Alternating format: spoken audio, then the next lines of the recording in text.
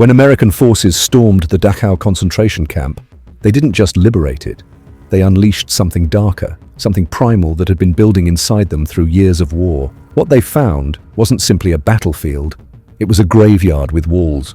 Corpses were stacked like cordwood. Skeletal prisoners staggered toward the soldiers, begging for water, their sunken eyes unable to comprehend freedom. The men of the 45th and 42nd Infantry Divisions expected combat. Instead, they walked into a nightmare.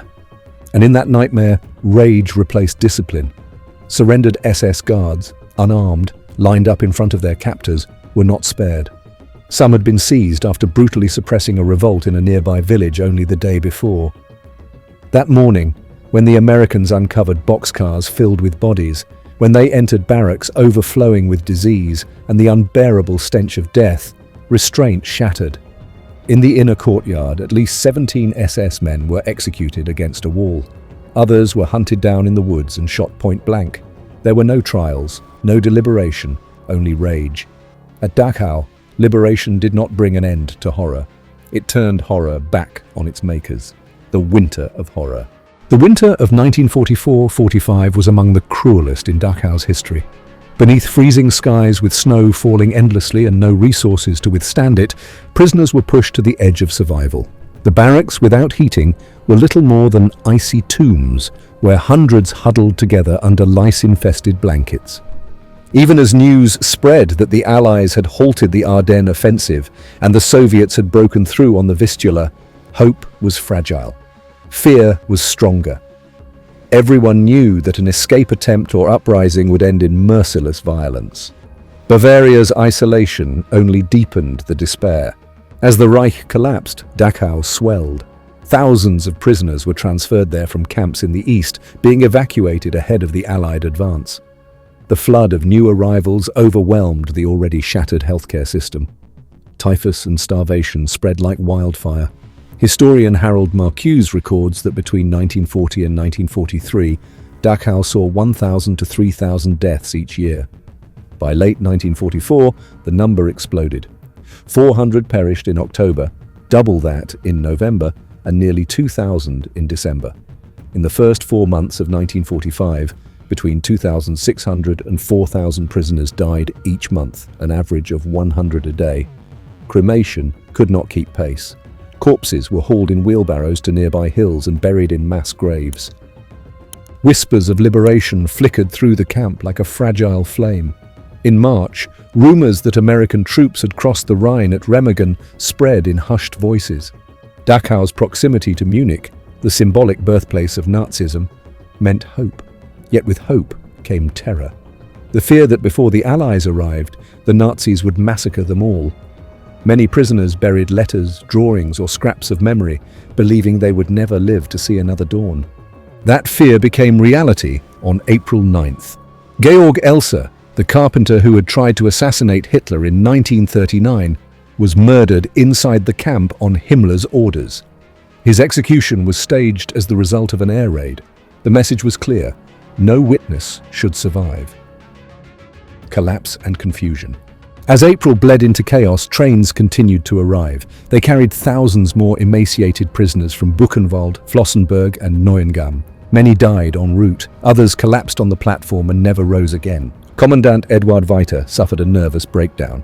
In desperation, Martin Weiss, a former Dachau commandant known for being less brutal than others, was recalled. He tried to restore order, even involving Victor Maurer of the International Red Cross, who was permitted to deliver parcels but forbidden to inspect the camp. His efforts were meaningless. The Third Reich itself was disintegrating.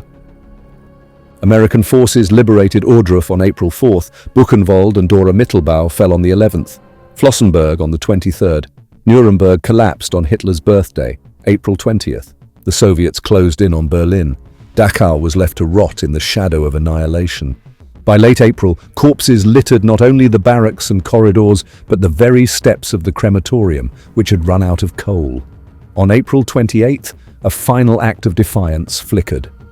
Wehrmacht officers called for Bavarian freedom over the radio. Local prisoners and civilians rose in revolt, seizing the town hall. It lasted only hours. The SS crushed the uprising, executing 6 men and leaving their bodies in the street. It was their final atrocity before abandoning the camp the next day. The eve of liberation. April 29, 1945. Dachau awoke under an ominous silence. Himmler had ordered mass evacuations to the so-called Alpine fortress, where the Reich planned to make its last stand. At Dachau, this meant death marches.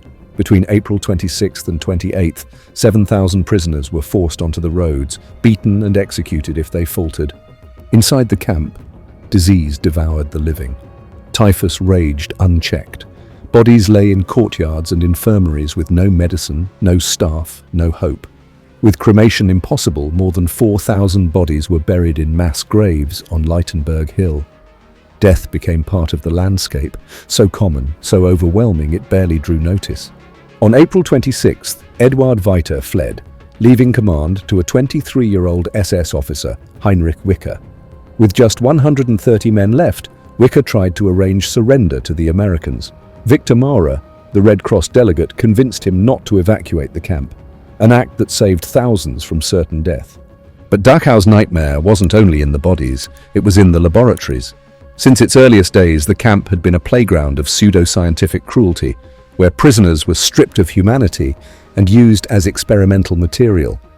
Soviet POWs, Jews, Roma, clergy, and political dissidents became unwilling test subjects in the name of medical science, twisted into sadism. Among the most infamous were the hypothermia experiments of 1942 and 1943, where men were submerged in icy tanks, their body temperatures measured rectally until their hearts stopped. Research to save German pilots became ritualized torture, and countless prisoners were destroyed in the process. But the method, the means, and the so-called science behind these experiments were monstrous. The subjects were men, mostly Soviet prisoners of war and civilian detainees. Some were dragged under the threat of execution. Others were lured with false promises of reduced sentences or freedom if they volunteered. Those promises were never honored. Once selected, there was no escape. The victims were stripped naked, shackled at the wrists, and lowered into tanks filled with ice water, temperatures ranging from 0 to 4 degrees Celsius. Some were anesthetized. Others remained fully conscious, forced to lock eyes with the doctors who studied them as their bodies betrayed them inch by inch. Muscles convulsed violently, skin turned a ghostly shade of blue. Teeth chattered so fiercely they sometimes broke. Doctors recorded every twitch with meticulous precision. Rectal thermometers measured the steady decline of body heat. As hearts slowed and blood thickened, the prisoners slipped into unconsciousness. Some died quickly. Others were revived, only to be plunged back into the freezing water for further study until their bodies gave out completely. The second phase was resuscitation. Some subjects were wrapped in blankets, others submerged in lukewarm baths, but more grotesque methods were also attempted. Female prisoners were forced to embrace dying men, transferring heat through body contact. There were even attempts disguised as metabolic stimulation, where sexual acts were coerced as part of the experiment. In nearly all cases, the outcome was death, preceded by delirium, respiratory spasms, convulsions, and cardiac arrest. The corpses were wheeled directly to the morgue, where autopsies began immediately. Organs were removed, tissues analyzed, and reports written with clinical detachment. To the perpetrators, these men were not humans. They were, as the documents chillingly labeled them, experimental material. In the final weeks before the Allies arrived, much of the evidence was hastily destroyed, but not all of it. Fragments of the archive survived, preserved through the work of Dr. Leo Alexander, an American sent to investigate Nazi medical crimes. His 228-page report included one of the most damning documents of the entire war, the so-called Comprehensive Dachau Report, signed by Dr. Zygmunt Rascher, Dr. Holzlohner, and Dr. Fink. Dated October 21, 1942, it was prepared for a military medical conference on hypothermia and even received the explicit approval of Heinrich Himmler himself. The report contained tables detailing immersion times, rectal temperatures at the moment of cardiac arrest, neurological reactions, clinical descriptions of respiratory spasms, pulmonary edema, every statistic down to the exact second of death. Not once did it mention prisoners. Instead, it referred only to human experimental material. When American soldiers finally entered Dachau, they didn't yet know the details of the charts or the reports, but they saw the aftermath with their own eyes. Stretchers still stained with blood, tanks still dripping water, instruments still laid out on tables. They discovered photographs, medical notes, and anatomical remains preserved in jars of formalin. And worst of all, they found the survivors. Men who no longer spoke, men who trembled constantly, faces frozen in blank stares, skin mutilated by frostbite. One Russian prisoner had lost all of his toes. Another's face hung slack on one side, paralyzed. A third tried to scream but managed only a broken moan before collapsing to the floor. That was when the soldiers understood. Dachau was not merely a prison. It was a laboratory of cruelty, a factory of torture masquerading as science. And standing in front of them, surrendering with raised hands, were the men responsible. The fury that followed was inevitable. The method, the means, and above all, the ethics of these experiments were monstrous. The victims were adult men, most of them Soviet prisoners of war, others civilians dragged from occupied territories.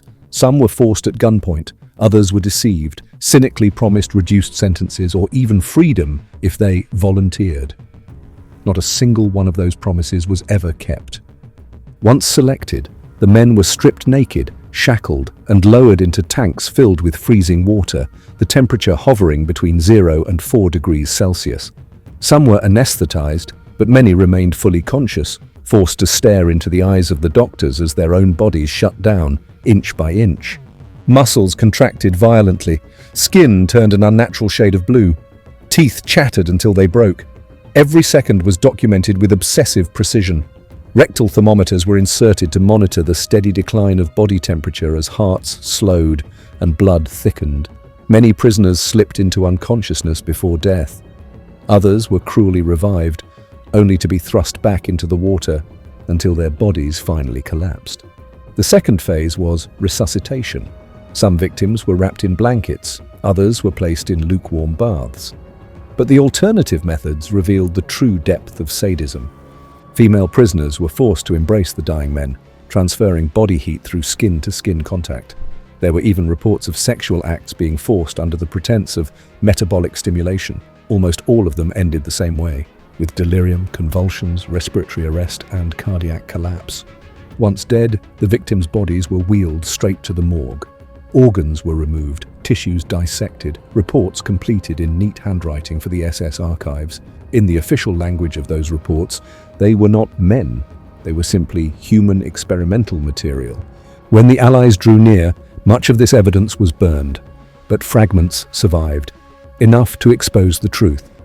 Dr. Leo Alexander, an American investigator of Nazi medical crimes, uncovered what became known as the Comprehensive Dachau Report. Signed by Dr. Sigmund Rascher, Dr. Holzlohner and Dr. Finke, and dated October 21, 1942, it detailed immersion times, rectal temperatures at the moment of cardiac arrest, clinical observations of spasms and pulmonary edema, all up to the precise second of death. Heinrich Himmler himself received copies and gave his explicit approval. The American soldiers who stormed Dachau did not yet know these details. But they didn't need charts to see the reality. They saw the tanks still dripping, the stretchers stained with blood, the surgical instruments laid out as if ready for the next victim, jars of preserved organs, photographs, records, and worst of all, they saw the survivors.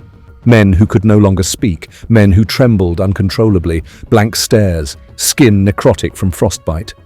One Russian prisoner had all his toes amputated, another's face was frozen in paralysis, one side drooping as if death had already claimed half of him. One man tried to scream, but managed only a broken moan before collapsing to the ground. In that instant, the soldiers understood. This was no ordinary prison camp. This was a laboratory of sadism, a factory of institutionalized torture disguised as science. And standing before them, arms raised in surrender, were the very men who had carried it out. The fury was immediate. The rules of war, the idea that surrendered soldiers should be taken prisoner, that justice would be administered through trial, collapsed in the face of what they had just witnessed. These men weren't soldiers in the eyes of the liberators. They were technicians of hell, men who had measured the rectal temperature of dying men with the same casual detachment used to measure the weather. The executions began. At least 17 SS guards were lined up against a wall and shot. Others were hunted down in the woods, executed at point-blank range. When Lieutenant Colonel Felix Sparks arrived at the courtyard and fired his weapon into the air to stop the killings, some men obeyed. Others did not. Military discipline faltered in the face of Dachau. Years later, many of those soldiers would say they had no regrets. One admitted that when he saw an SS doctor trembling before the firing squad, all he could think was, he didn't tremble when he submerged a man alive in ice. Another claimed that killing him was the most humane act he could have done. And as the Americans pressed deeper into Dachau, they uncovered even more of its horrors, experiments in hypoxia, decompression, malaria, coagulation, and beyond. Sadism masked as science. By April 29, 1945, what the 45th Infantry Division had found was not just a camp, it was a vision of hell on earth. The horror had a name, Dachau. The horror did not end in the laboratory. It began again just a few steps away, on the tracks outside the camp. When the men of the 45th Infantry Division moved forward, rifles ready, they saw them. 39 train cars standing motionless, silent, as if abandoned. At first, some soldiers thought they were empty, another wreck in a country already collapsing into ruins. But curiosity drew them closer. What they saw when they opened the doors was like an explosion in the mind. The boxcars were not empty, they were filled to the roof with corpses. More than 2,000 bodies, naked, emaciated, reduced to nothing but bone and parchment skin, tangled in grotesque heaps.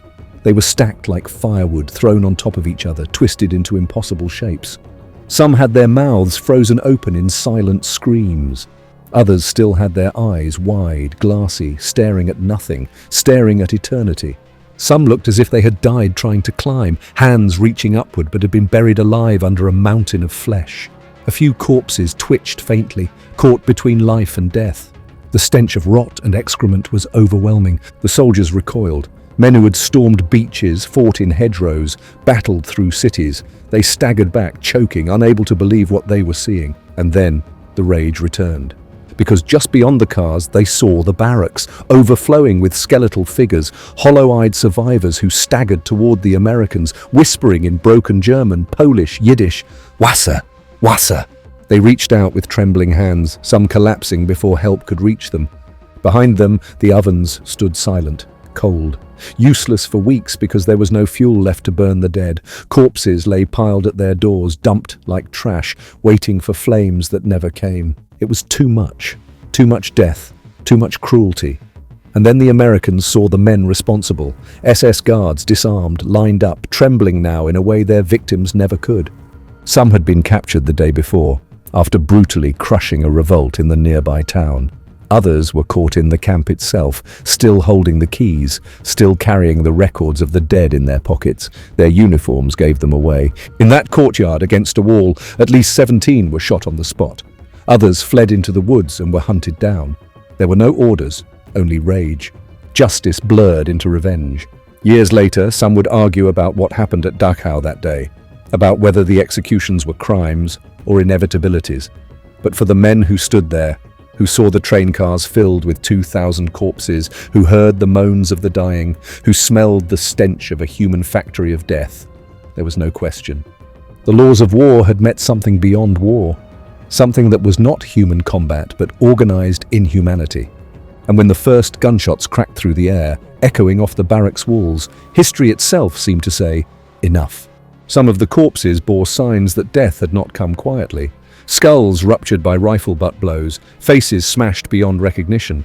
One man lay face down on the steel sleepers, his skull split open, brain matter spilling out like mud.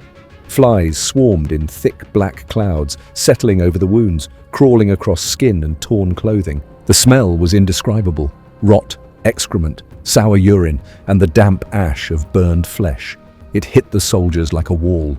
Men who had fought across Europe, who had stormed villages and crossed rivers under fire, now doubled over and vomited. Some fell to their knees and wept. Others froze, paralyzed, unable to understand the nightmare laid out before them. But the horror did not end at the train cars.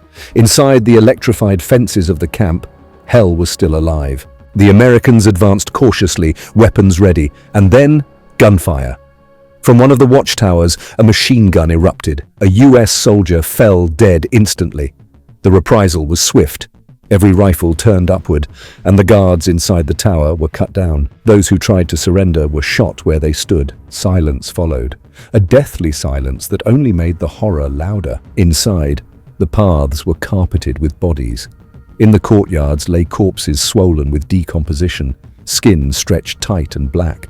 In the hallways, skeletons still wore striped uniforms, as if life had drained away mid-step. In the barracks, men lay on filthy cots, so thin they looked like shadows of themselves, eyes sunken so deep they seemed already dead. Others sat rocking back and forth, whispering to themselves. One sat in a corner, laughing uncontrollably. The crematorium was packed to bursting. Bodies stacked like lumber waited to be burned, but the furnaces were cold, shut down weeks earlier when the coal ran out. Next door, in a warehouse, the Americans found an even greater horror.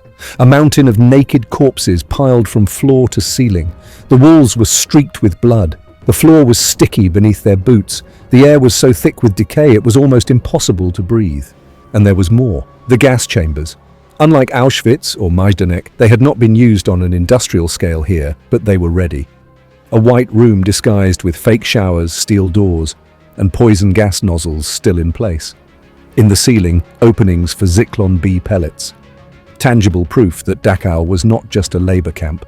It was a killing ground waiting for orders. The survivors crawled to meet their liberators, some too weak to speak, others clutching at boots, kissing the soldiers' hands, their eyes wide with disbelief. One boy, his head shaved, staggered forward and pressed a crumpled photograph into a soldier's hand. "My mother," he whispered. "She has been dead for months." The nominal camp commandant, SS Untersturmführer Heinrich Wicker, just 23 years old, was the one who tried to surrender. Left in charge after his superior, Edward Weiter, fled 2 days earlier, Wicker commanded about 560 men, guards, prisoner trustees, Hungarian SS. He knew the camp could not be defended.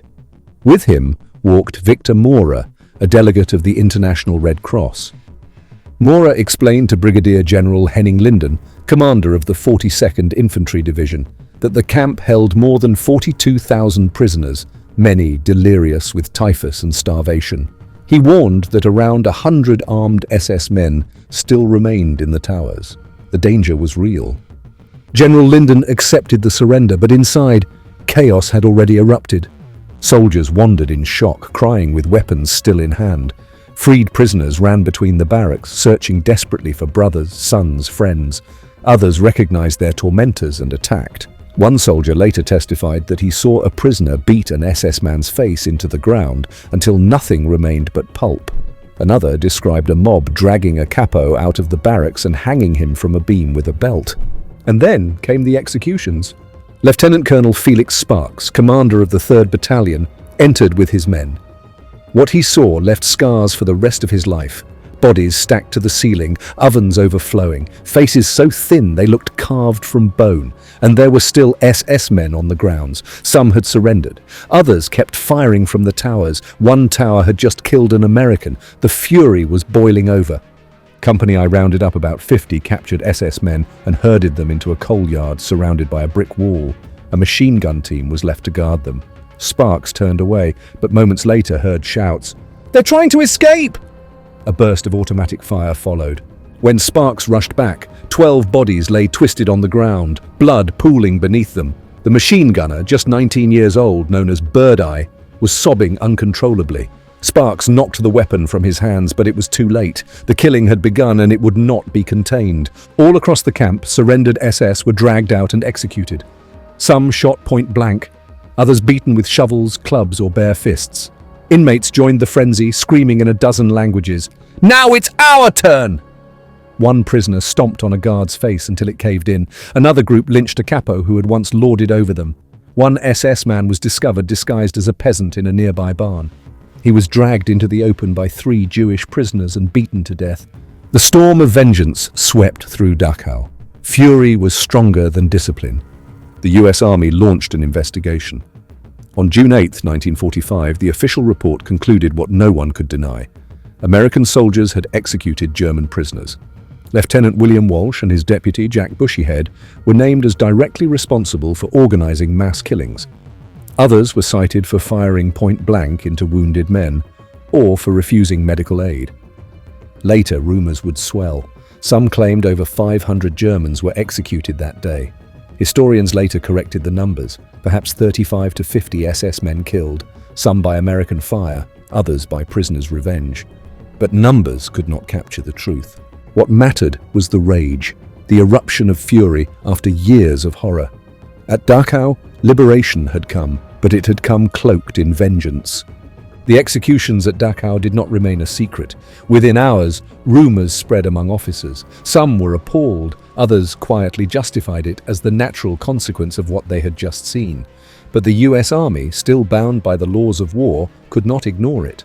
On May 2nd, Lieutenant Colonel Joseph Whitaker, Assistant Inspector General of the 7th Army, was ordered to conduct a full investigation. He arrived at the camp still reeking of ash and decay, questioned officers, and walked the ground where the SS men had been gunned down. His final report, dated June 8, 1945, left no doubt. Yes, extrajudicial executions had occurred. Yes, American soldiers had fired on unarmed German prisoners. The report cited names: Lieutenant William Walsh, who had ordered executions near the rail yard; Lieutenant Jack Bushyhead, who separated SS from Wehrmacht soldiers and gave the command to fire; Private Albert Pruitt, who climbed into a rail car and finished off wounded men with a shot to the head. Even Lieutenant Howard Buechner, a medical officer, was cited for negligence after refusing aid to dying prisoners. But the consequences? None. The army buried the findings. No charges were pressed. Higher command quietly reasoned that to punish men who had just liberated a death camp would create a scandal, and worse, a moral paradox. Who among them could condemn a soldier who had stood inside that camp, breathing that stench, staring at thousands of corpses, and then faced the very men responsible? Years later, the story would resurface in fragments. Some veterans admitted what happened, others denied it. Some, like Felix Sparks, remembered desperately trying to stop the executions but being powerless once the fury ignited. "I fired my pistol into the air," he recalled, "but I couldn't stop it. The rage was too great." And yet, the numbers became a battleground of memory. Dr. Howard Buechner later published a book claiming that more than 500 Germans had been executed at Dachau, including 346 in the coal yard alone. His sensational claims fueled revisionists who sought to twist history, but historians, combing through testimony, corrected the record. The true figure was smaller, 35 to 50 men killed, still shocking, but not the mass slaughter Buechner described. Even at that lower number, the significance was undeniable. For decades, Dachau symbolized two truths at once: the nightmare of the Holocaust and the moment when justice blurred into revenge. In the immediate aftermath, chaos reigned. Survivors, delirious with starvation and typhus, wandered the camp aimlessly. Some collapsed at the feet of their liberators, others searched desperately for loved ones who were already dead. A US Army medic described carrying buckets of water only to be swarmed by skeletal men fighting each other for a sip. Another soldier remembered a prisoner collapsing into his arms, whispering, "Don't leave us," before dying. The typhus epidemic was raging. Thousands of prisoners, already too weak to stand, were infected. American doctors and nurses rushed in, but it was impossible to save everyone. Barracks were quarantined. Entire blocks of men lay in rows, some still alive, some dead, indistinguishable in the half-light. For the liberators, the psychological impact was permanent. Hardened combat veterans, men who had fought across Europe, would later say that Dachau was the single worst day of their lives. One described the train cars as a vision of hell that will haunt me until I die. And for the world, Dachau became the proof. The photographs taken that day, rows of corpses, the faces of the survivors, the ovens filled with charred bones, were published across the globe. No one could deny what had been done in the name of the Reich. Yet the executions remained a shadow on the story of liberation. Were they justice, or were they revenge? For the men who pulled the triggers, the answer was often the same: "I don't regret it, not after what I saw." The war in Europe would end just days later. Hitler was already dead in his bunker. Berlin was in ruins. But in the courtyards of Dachau, surrounded by the silence of the dead, The world had already glimpsed the true cost of Nazism, measured not in victories or defeats, but in the hollow eyes of survivors and in the fury of liberators who discovered too late what had been happening all along. The investigation concluded that, although crimes had been committed, no charges would be filed.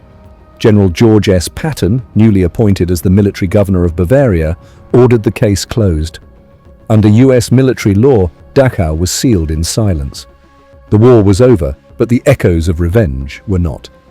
The liberation of Dachau on April 29, 1945, was a moment where horror and justice became inseparable. American soldiers had come as liberators, yet what they found surpassed anything their training or moral preparation could have equipped them for.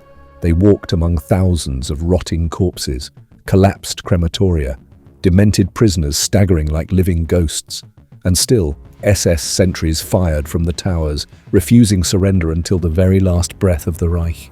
It was one of the darkest moments of the war, yet also one of the darkest pages of America's military history in Europe. For in that instant, fury and grief erupted into vengeance. Waffen-SS men, whether surrendered or captured, were executed on the spot. Freed prisoners too joined in the violence, lynching those who had once tormented them. For many, this seemed a catharsis, a release of years of terror compressed into hours of revenge, but the US Army could not ignore what had happened. The machinery of military justice must turn, one officer wrote, and so it did. Lieutenant Colonel Joseph M. Whitaker, Assistant Inspector General of the 7th Army, was assigned to investigate. His report, issued on June 8, 1945, bore a clinical title, Investigation of Alleged Mistreatment of German Guards at Dachau. History remembers it simply as the Whitaker Report. For decades, it lay buried in archives, its pages sealed away. Only in 1991 did its full contents become public at the National Archives in Washington. Inside, the report did not attempt to downplay Nazi atrocities. Instead, it asked a harder question. Had American soldiers committed crimes in their moment of liberation? The answer was clear. Yes. And it named names. One of the most serious incidents occurred near the rear of the camp.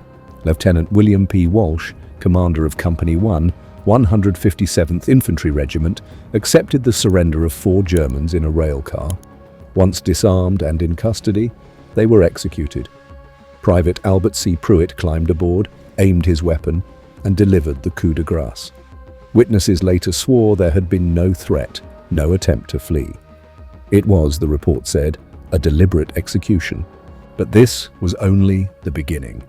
Inside the camp, Walsh and his second-in-command, Lieutenant Jack Bushyhead, oversaw the segregation of prisoners. Wehrmacht soldiers were set aside. SS men, the tormentors of Dachau, were placed against a wall. In paragraph 16 of his report, Whitaker notes how Walsh claimed the SS had moved toward the guards, triggering the firing. But the bodies told another story. They were lined up against a wall, Whitaker wrote, and bore wounds indicative of a firing squad. Soldiers present admitted it had been understood from the start. The SS were not going to survive. The evidence was damning. Sworn statements, hand-drawn diagrams, photographs taken by American officers themselves. The report estimated 30 to 50 German prisoners were executed that day. Sensationalized accounts, such as those later given by Dr. Howard Buechner, pushed the figure above 500, but no documentary proof supported such claims. Buechner himself, a young lieutenant and surgeon, appeared in the report, not as an executioner but as negligent. Arriving at the coal yard, he saw the wounded SS still breathing. He admitted under oath, "I saw 15 or 16 bodies, some moving," but he offered no medical aid. The case of Lieutenant Colonel Felix Sparks, commander of the 157th, was more complex. Sparks had not pulled the trigger, yet as senior officer his responsibility loomed. The report suggested he should have intervened earlier. Witnesses described him arriving, drawing his pistol and firing into the air, shouting at his men to stop. He even threatened to arrest them if the executions continued. But by then, dozens were already dead. The Whitaker report recommended possible courts-martial, yet here discipline collided with politics. Could the US Army put its own heroes on trial for war crimes, men who had, just moments before, freed the world's proof of Nazi horror? The answer was no. General Patton closed the case. He called the killings regrettable, but understandable. Colonel Charles Decker, the Army's judge advocate, admitted that executions had violated international law, but he concluded that conditions at Dachau made it impossible to pursue individual responsibility. And with that, the case ended. No convictions, no trials, only silence. The consequences were lasting. On one hand, the army avoided a political disaster. On the other, a precedent was set. In the aftermath of atrocity, justice can blur into revenge, and military law can choose to look away. Over the years, the Whitaker Report has become a cornerstone for historians, a reminder that Dachau was not just a liberation. It was a frontier, a place where morality itself seemed to collapse under the weight of horror. It warned the world of a painful truth. Even liberators, in the face of unimaginable cruelty, can cross the line. Dachau, one veteran later said, was the day I learned there are no innocent men in war, only survivors. The liberation of Dachau was supposed to be a triumph, a moment when justice and freedom broke through the barbed wire. But what unfolded on April 29, 1945, proved something darker, that even justice, when drenched in rage, can become indistinguishable from revenge. The Whitaker Report stands today as both evidence and warning. It does not erase the crimes of the SS, nor does it deny the unimaginable suffering of the prisoners. Instead, it reveals the razor-thin line soldiers walked that day, a line between duty and vengeance, between liberator and executioner. General Patton's decision to close the case ensured that no American would ever stand trial for Dachau. History then was left with silence. Silence in the archives. Silence in the barracks where skeletal men once whispered for water. Silence in the coal yard where SS bodies fell in heaps. But silence does not mean forgetting. For every photograph, every testimony, every diagram preserved in Whitaker's report is a reminder.